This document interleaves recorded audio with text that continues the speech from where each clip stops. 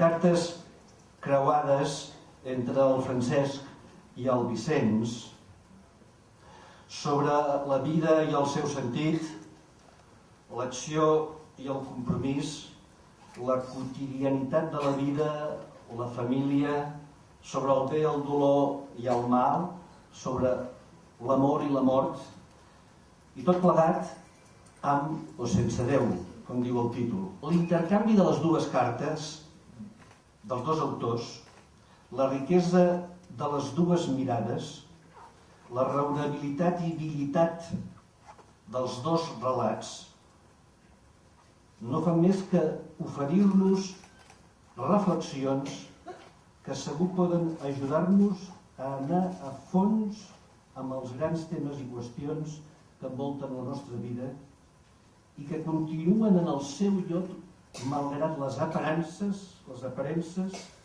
i la fragilitat que sembla envoltar-nos. Avui presentem un llibre que ens fa una especial il·lusió perquè hi ha llibres que d'alguna manera a l'editor li arriben fets. I hi ha llibres que l'editor d'alguna manera els incita, els acompanya.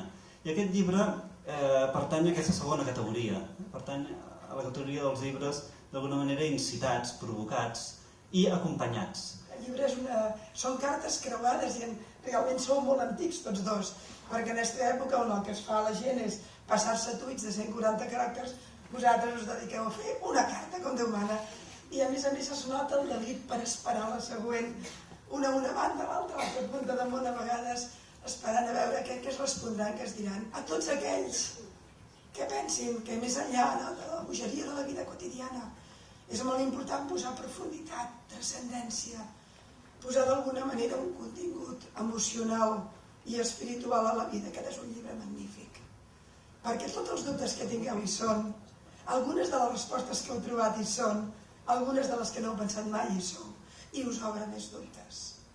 Els que militem permanentment en el dubte, els que estem sols davant la mort, perquè Déu no ens hi acompanya, els que ens el mirem de reüll i pensem quina por creure que no existeix, però quina por també creure que existeix. Aquests que estem aquí, aquest llibre ens ha acompanyat d'una manera extraordinària. I els que creuen en Déu trobaran també, des del meu punt de vista, un vessal d'idees, de paraules, de dos ments poderoses que s'han confrontat en el millor sentit, han fet de la dialèctica el seu paradís i han trobat un territori comú al que parlar-se.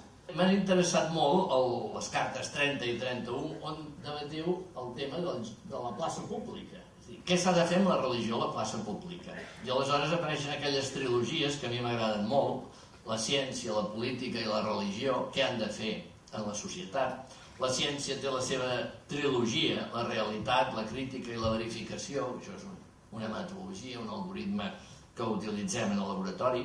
La política té el legislatiu, l'executiu i el judicial.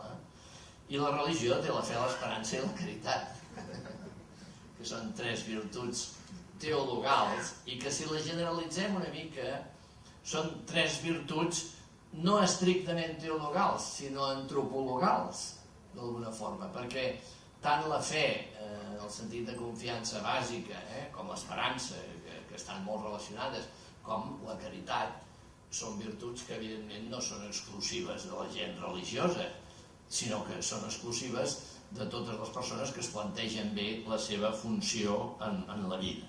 Per això el gènere epistolari és el gènere en el que hi ha d'haver una complicitat entre els dos interlocutors, t'ha de deixar entrar a casa seva, és un acte d'hospitalitat mútua. De fet, Vicenç Villator ha entrat a casa meva, en els textos parlem de paisatges, parlem de viatges, parlem d'entorns familiars, persones que estimem, situacions professionals distintes, per tant hi ha una acollida, s'hostatja a l'altre, vas entrant en el seu món, per això és el gènere de la intimitat, però a la vegada també hi ha un sentit de pudor, de límit, de la manera que em sembla que tant ell com jo no caiem en una espècie d'exhibicionisme o de mostrar allò que forma part ja de l'estricta intimitat, però sí que jo he tingut la impressió d'entrar molt a casa seva i ell a casa meva, tot i que ni l'un ni l'altre hem estat a les cases físiques respectivament parlant. Jo crec que hi ha un conjunt, un gruix de temes en el que ens trobem profundament junts. Gruix de temes i gruix d'experiències. El desig de ser feliç, la vulnerabilitat, la proximitat, diguem-ne, a tot allò que és inevitable, l'exposició al sofriment, a la malaltia, la inevitable mort, ja sigui la pròpia mort o la mort d'un ésser estimat. Són un punt d'experiències comunes que naturalment llegim diferent, interpretem diferent. Però n'hi ha més. Hi ha la necessitat d'una ètica pública. Hi ha la necessitat d'una ètica pública. Hi ha el reconeixement d'uns valors humans transversals. Hi ha el desig de justícia social. Hi ha el desig de pau en el món. Hi ha el desig d'extingir la fam de la terra. Hi ha tota una sèrie d'elements que em permeten parlar d'un gruix d'experiència compartida.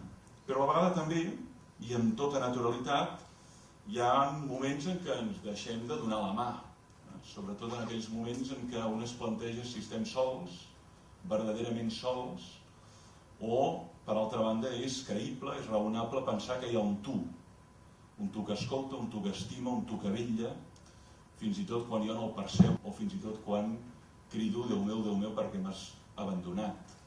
Aquest llibre no té conclusions. Ningú no ens va demanar que, després d'escriure'ns 24, no sé quantes, 40, 20, cada un, cartes creuades, arribéssim a un text final que compartíssim. No teníem l'obligació d'arribar a cap conclusió. No teníem l'obligació de trobar cap lloc comú. Tampoc teníem l'obligació d'evitar-ho. Jo crec que això li dona una gràcia al llibre, una gràcia especial. De què va el llibre? Del gran tema del segle XXI. Quan parlem de religions o quan parlem de societat o quan parlem de política. El gran tema del segle XXI, al meu parer, és com viure junts sent diferents. Perquè viure junts sent iguals és molt fàcil. I ser diferents i viure separats també és molt fàcil. Com ho fem per viure junts sent diferents? I aquest és el tema. I dediquem pàgines i pàgines i pàgines i pàgines a això. A dir, ei, primera, som diferents. Creure o no creure no és ser del Barça i de l'Espanyol. Creure o no creure és una mirada sobre la vida absolutament diferent. Una mirada sobre la mort absolutament diferent. No és una cosa anecdòtica, no fingim que en el fons som el mateix, no fingim que un és com l'altre però amb un petit matís. Som profundament diferents les nostres mirades.